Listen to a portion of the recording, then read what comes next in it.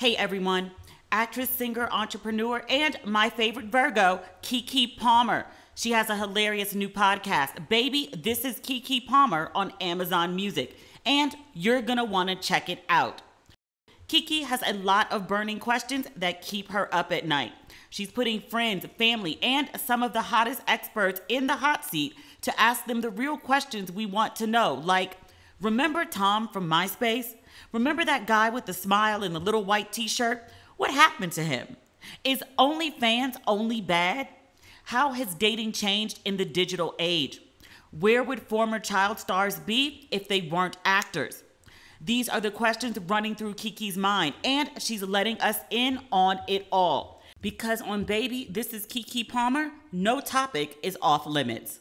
I absolutely adore Keke Palmer. She has the best personality, and I'm so glad she decided to do a podcast. It is a must listen for everyone. Follow Baby, This is Keke Palmer wherever you get your podcast.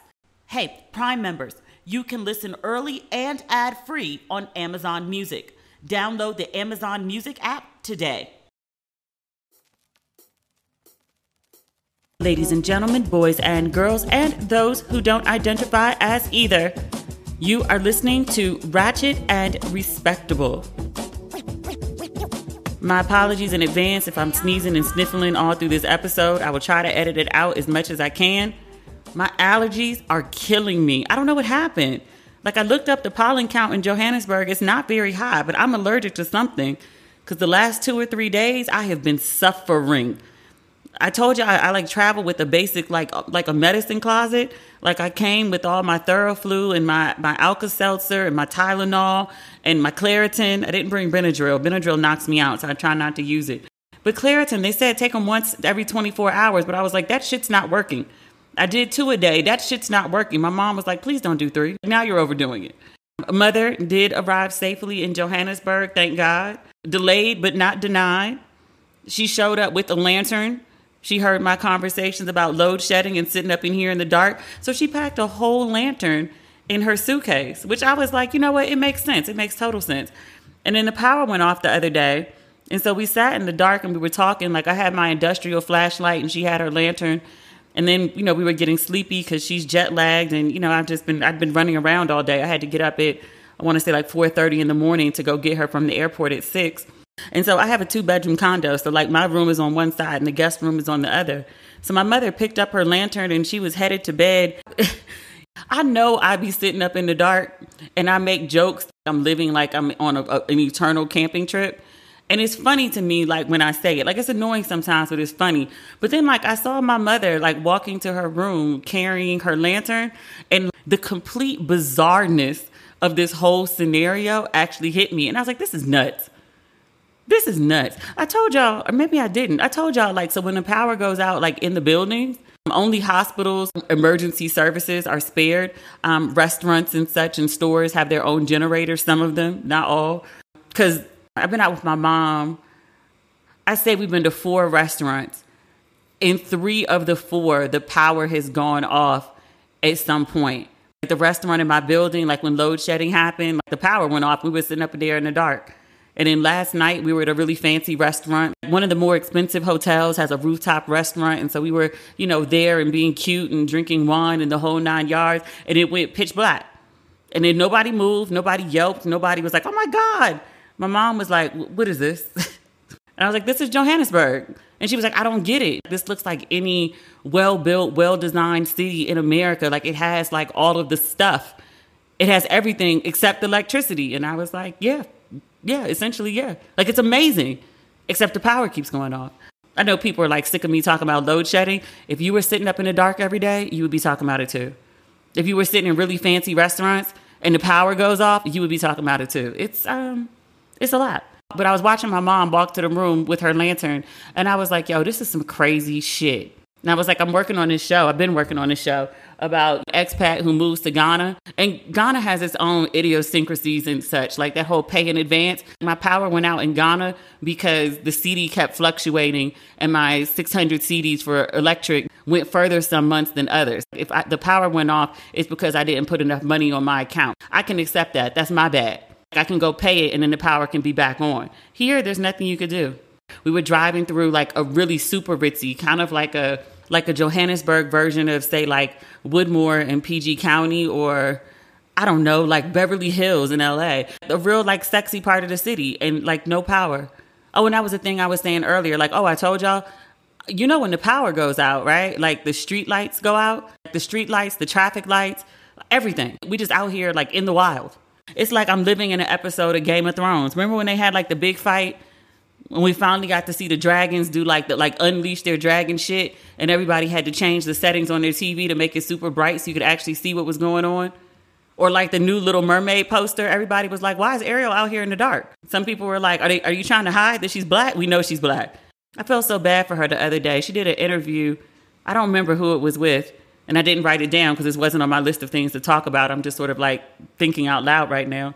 But somebody asked Halle Bailey, they were like, you know, you've been getting a lot of backlash because of The Little Mermaid, and people are upset that a black woman is playing this fictional creature that's also a fictional character.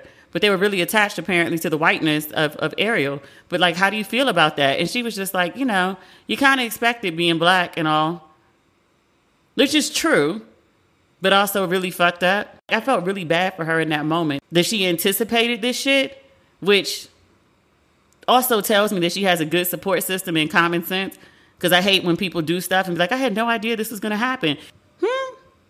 I'm way too excited about this black girl as a Little Mermaid. I feel about Halle Bailey as the Little Mermaid about the same way I felt as a Nique Noni Rose as Princess Tiana.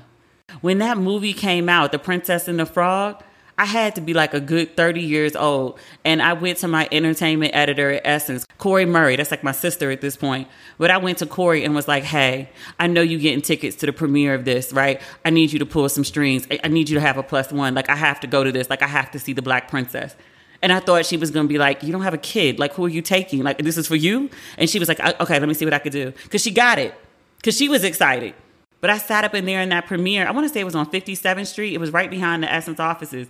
Excited, captivated, even though she was a frog half the movie. And then like years later, I went on some press trip to Disney and we got like VIP treatment like throughout the park. One of the excursions was to go see the princesses. And they were like, oh, well, here's Princess so-and-so, Princess Jasmine, and Princess so-and-so, Cinderella, and whatever. And I was like, yeah, where's Tiana? I whole cried as an adult. Like, I was like, can I hug you? She was like, sure, baby. That's my version of a New Orleans accent. I know it was terrible, but my heart was in it.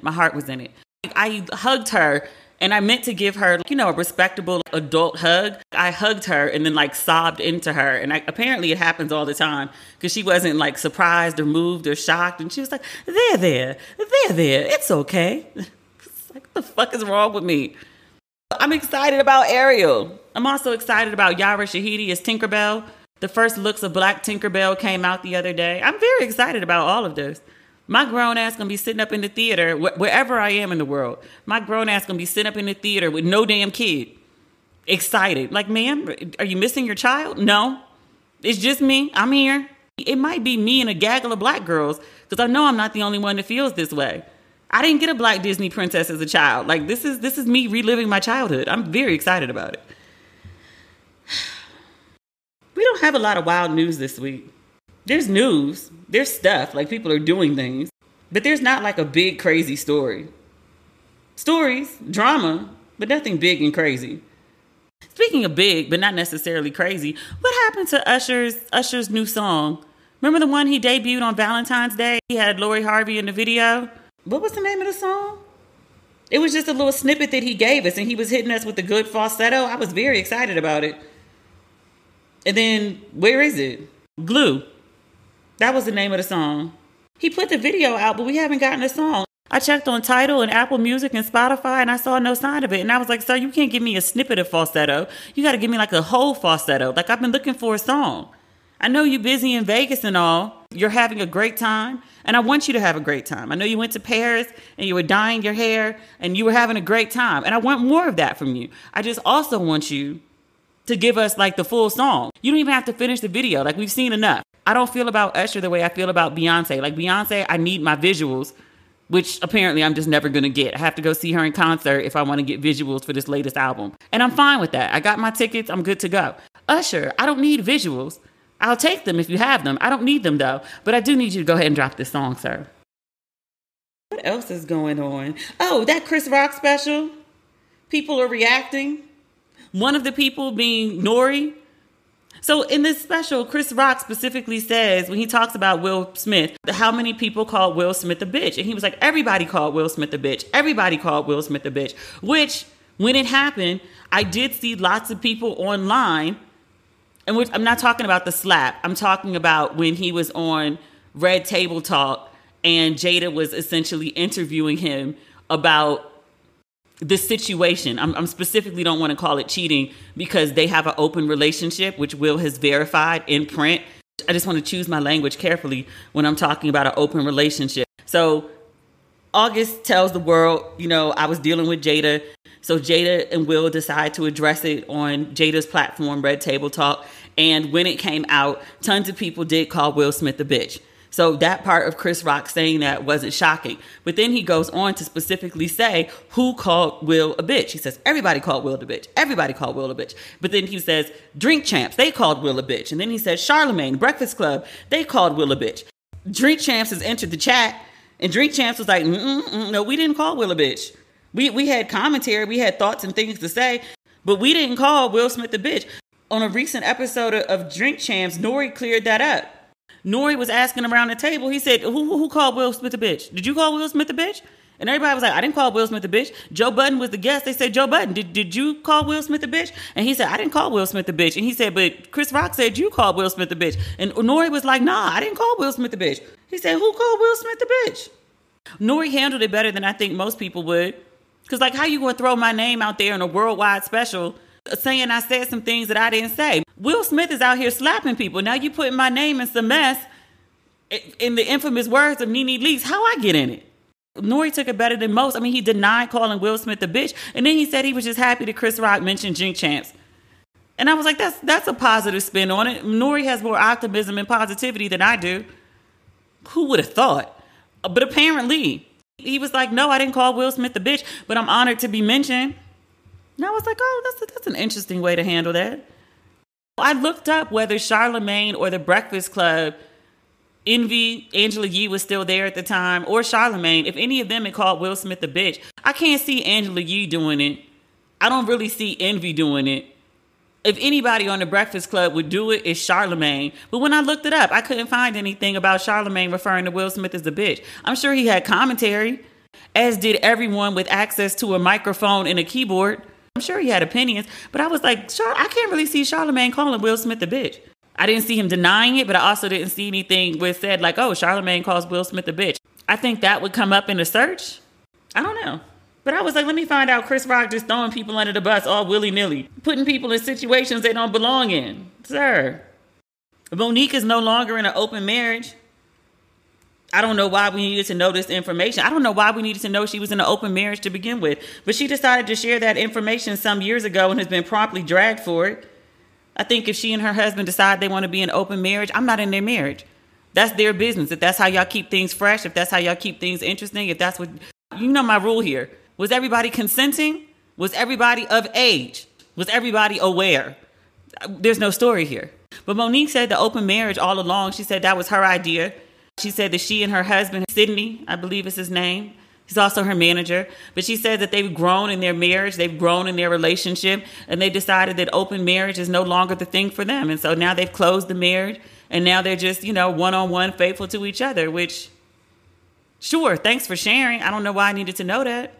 I know you got a new special coming out, sis. We're all aware. Netflix is doing a great job with promo. She's doing a great job with promo. You really don't have to sell bottom feeder stories about your life, because that's really what this is. Ma'am, you have many awards, many accolades. You are a very talented woman. We're going to show up for your talent. Monique might be a lot of things, but not funny is not one of them. Watching Netflix without using ExpressVPN is like going to a casino and only being able to play on the slot machines. Why limit yourself like that? The big money's somewhere else. Netflix has different content libraries for every country, and they each have thousands of shows. But without a VPN, you only get access to a fraction of their libraries based on your location. ExpressVPN lets you change your online location so you can control where you want Netflix and other streaming websites to think you're located. When I'm traveling abroad, I use my ExpressVPN to watch Netflix in America. When I want to watch Oscar-nominated films like Elvis or Everything Everywhere All at Once, I need US Netflix. It's very simple. I just open the ExpressVPN app, select US, tap one button to connect, and then when I refresh the page, I'm on American Netflix. This works the same in reverse.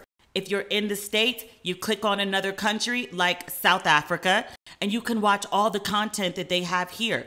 There's tons of movies, especially Black movies, that we don't have in America.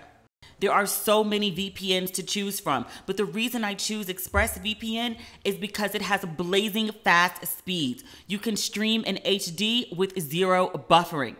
Also, one account is compatible with all my devices.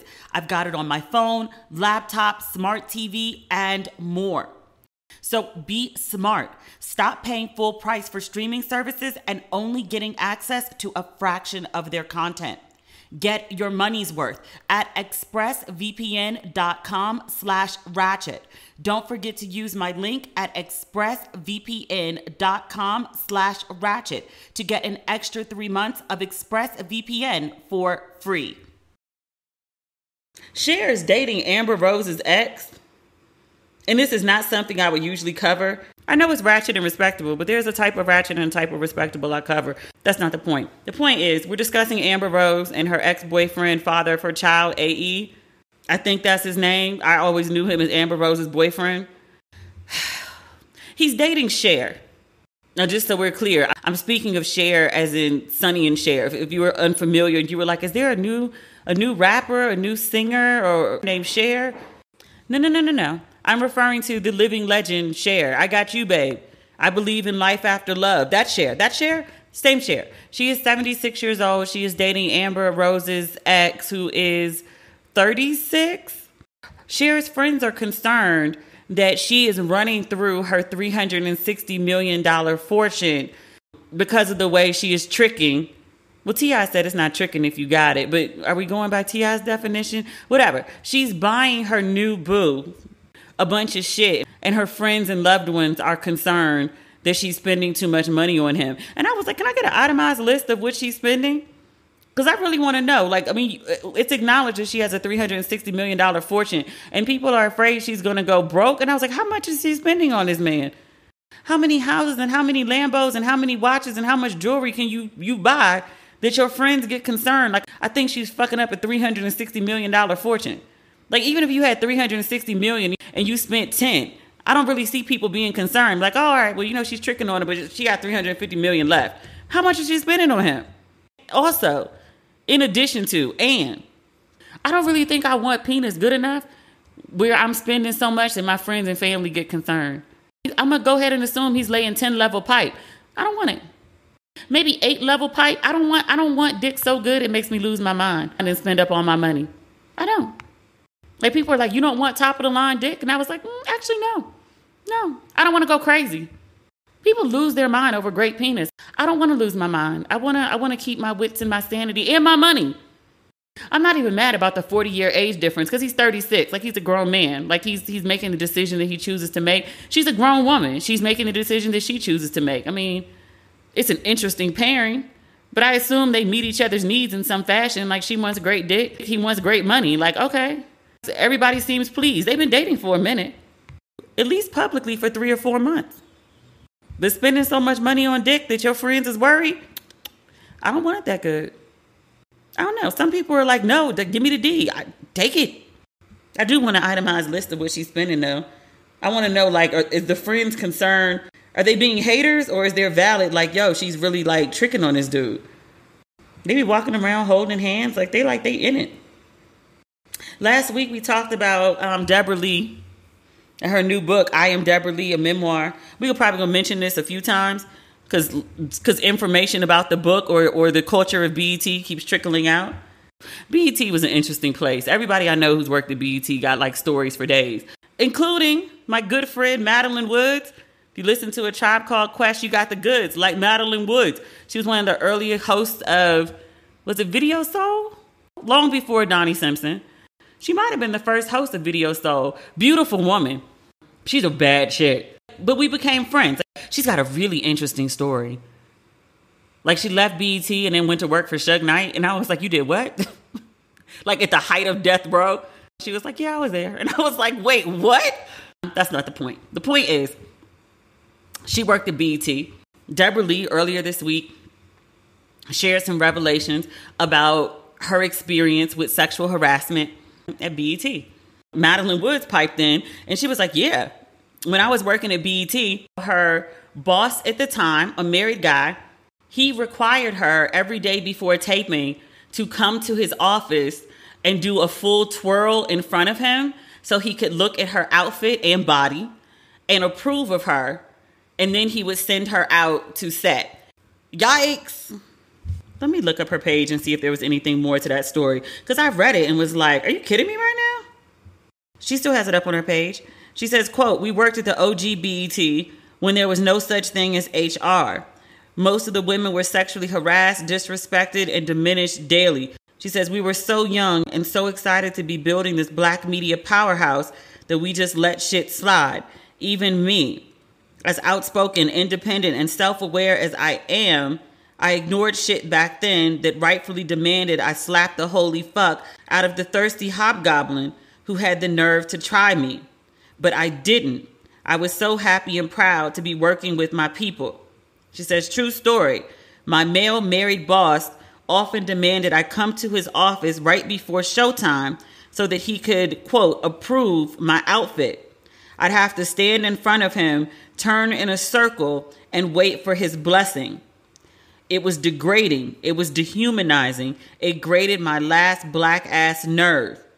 Then I'd have to sprint back to the other side of the building, down a concrete stairwell in 6-inch heels to be on set when Video LP went live. That was the show, Video LP.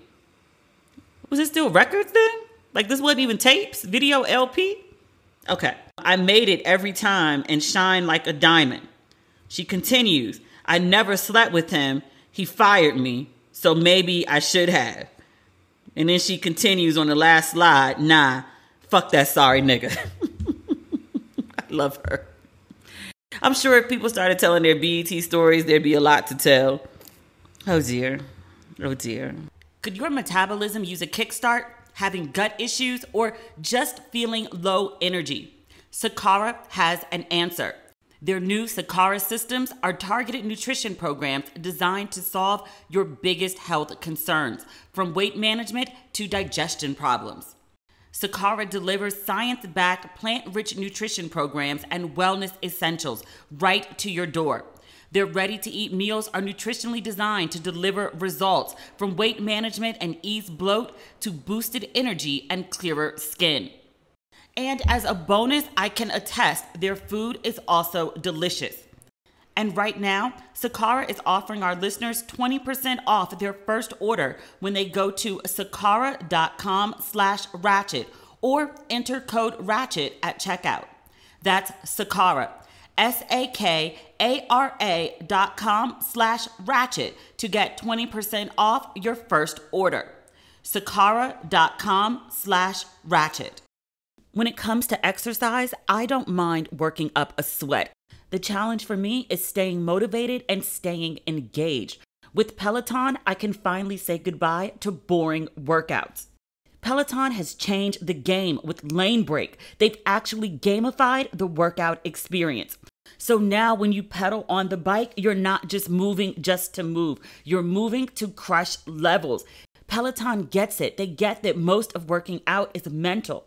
And with LOL Cody, the cycling class with a late night talk show twist, you never have to choose between getting the latest celebrity gossip or working out. For folks that need good music to get themselves going, Peloton's got you.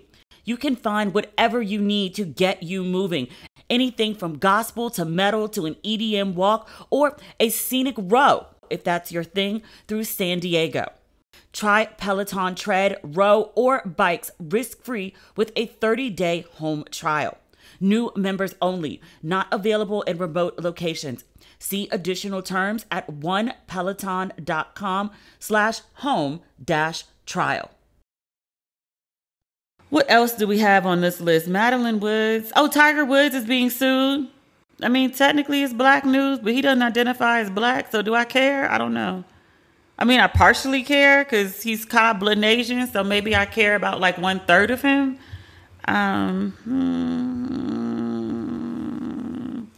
His ex-girlfriend is suing him for $30 million and to get rid of an NDA. She said they were living together and they broke up. And he said that she could stay in the home for an additional 5 years after they broke up. She says there was an oral agreement. So she's suing for $30 million because he broke the oral agreement. I swear, this man, he can pick him, can't he? Because he stayed picking a white chick to be coming for his pockets. That wife took half. The ex-nanny, and there was like a clown car full of women that he had affairs with.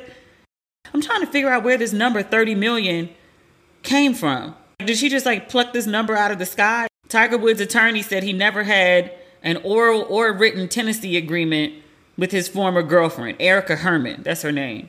He met her when she was the general manager of his restaurant, and then they started a personal relationship. I'm reading this recap on ESPN.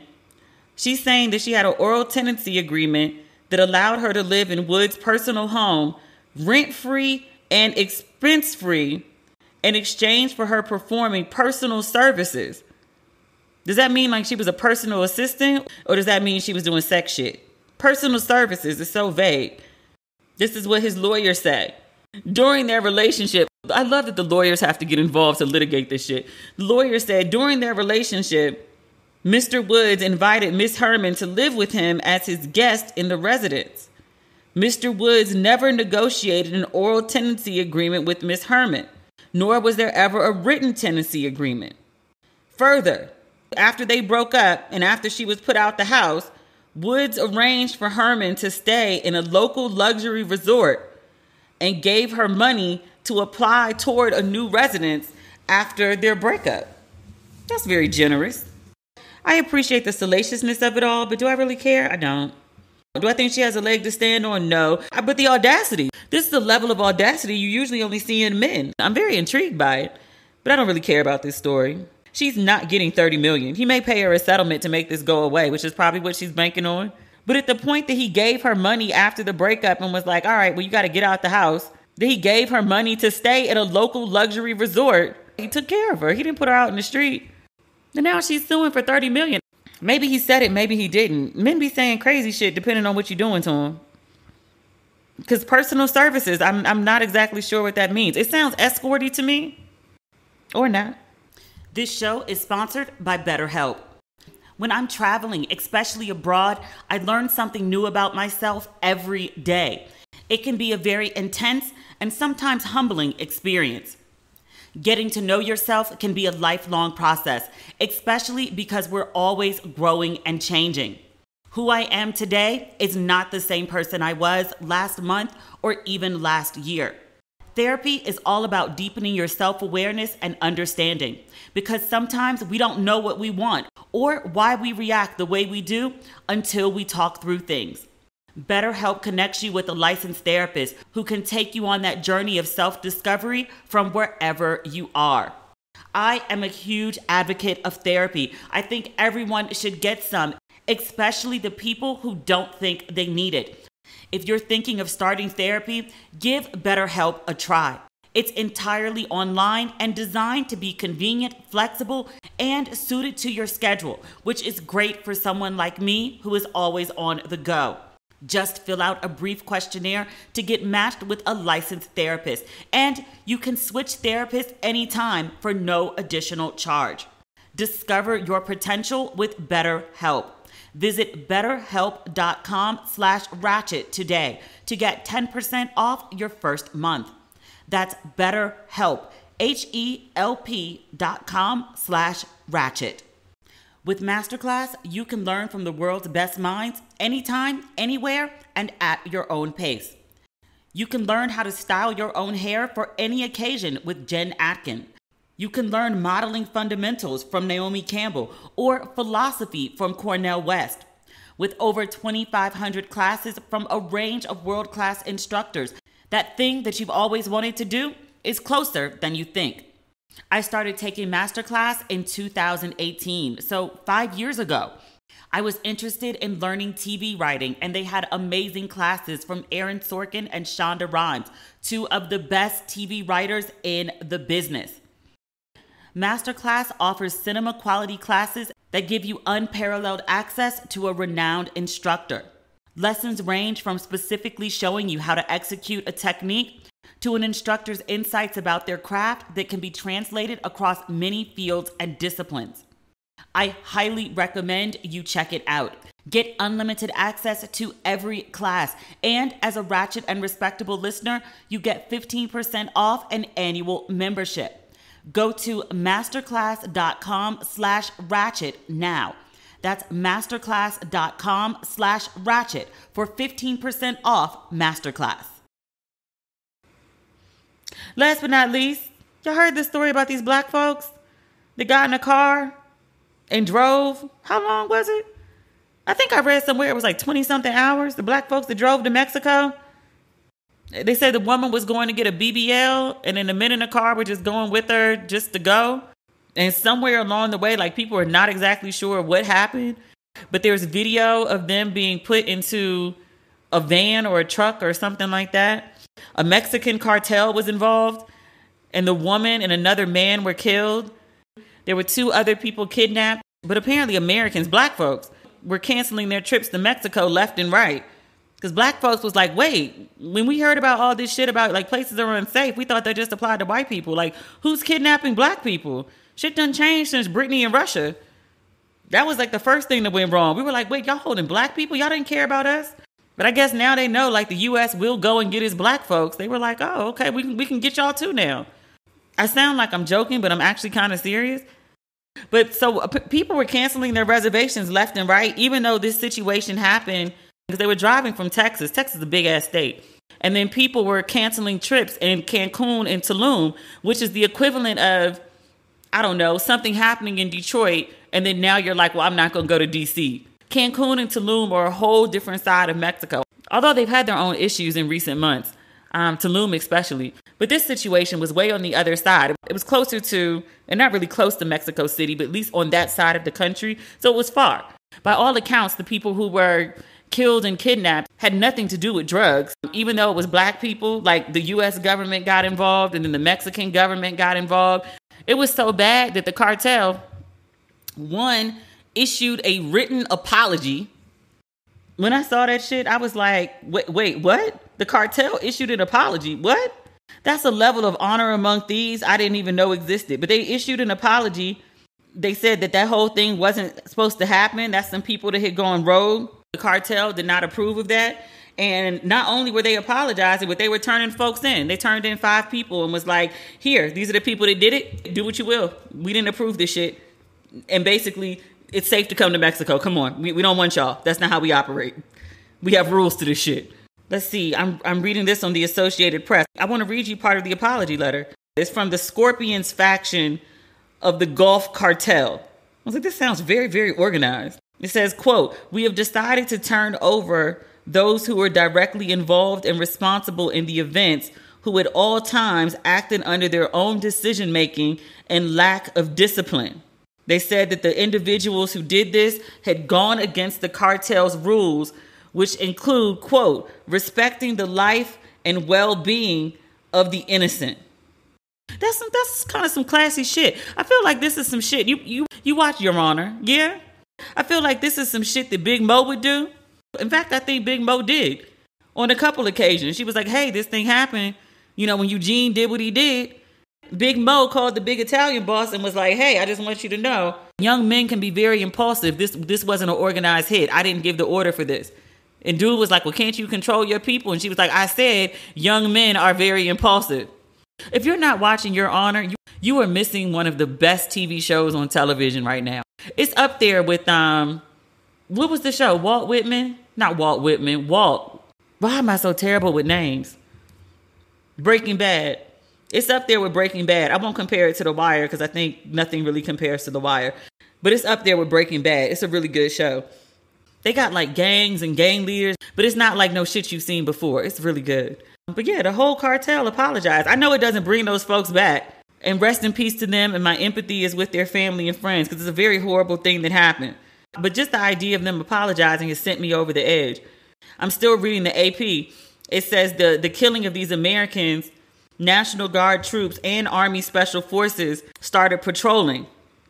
They talked to a Mexican security analyst and he said, quote, "It's very difficult right now for the cartels to continue working in terms of street level drug sales and transferring drugs to the United States. They are the first ones interested in closing this chapter as soon as possible." So they apologized. And then they included a photograph of 5 bound men face down on the pavement with the apology letter. They talked to some family of one of the victims. This is one of the guys that survived. He was shot in the left leg, but he's alive. The family, Eric Williams, you know these are black people. They said they don't accept any apologies from the cartel.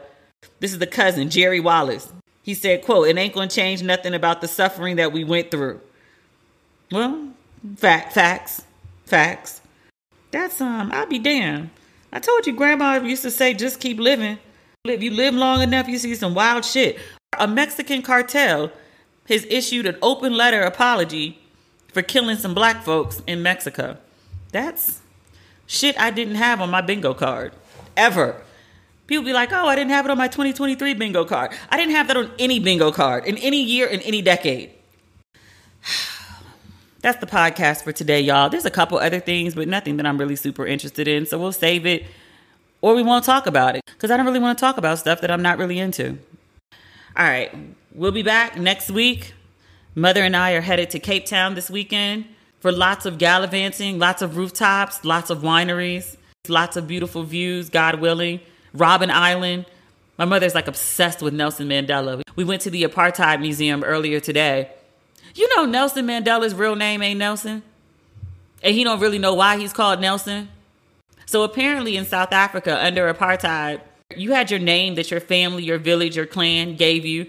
And it was in, I don't specifically know what language, but it was in mother tongue. But when you went to school, you would get a civilized, like literally civilized was put in quotations in the caption that I was reading at the museum today, but you would get a civilized name. So Nelson Mandela shows up to school one day, the first day of school, and the teacher randomly calls him Nelson. And he don't know why the teacher called him Nelson. Like apparently this is in his book. I haven't read A Long Walk to Freedom in years.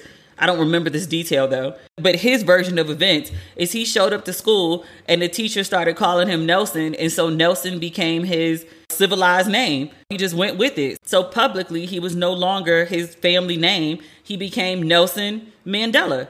Some random woman was just like, all right, you're Nelson. For the rest of his life, he's known as Nelson Mandela. There was so much shit at that museum that blew my mind.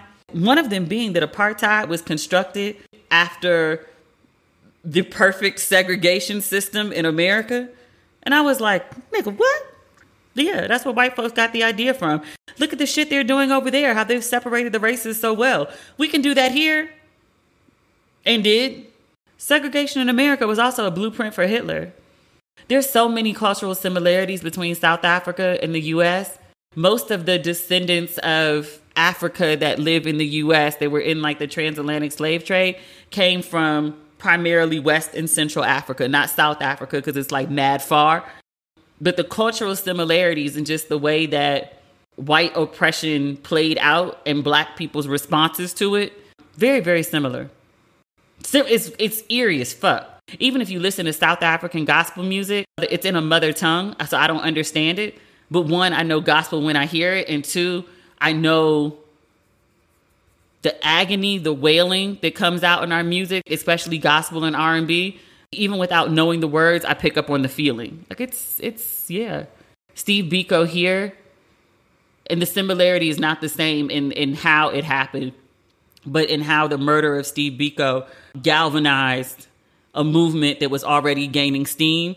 His death is the one that pushed everybody over the edge in the same way that Emmett Till did. It's not like he was the first black boy that was killed, even in a horrible way. The depravity, the horrificness, for lack of a better word, of the way Emmett Till was killed. And then the open casket too, just pushed people over the edge. And Steve Biko is kind of like their breaking point in the same way that Emmett Till was a breaking point in America. It's a lot of fascinating shit.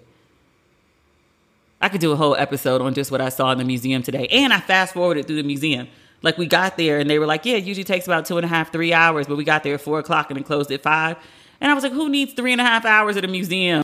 So basically we're headed back next week because we didn't have enough time because we were assholes and got there too late. Because we had like a really great lunch. I had the best food. Okay, I'm done. I'll talk about the rest of this next week. Okay. Next week. Okay. Talk Tuesday. Bye.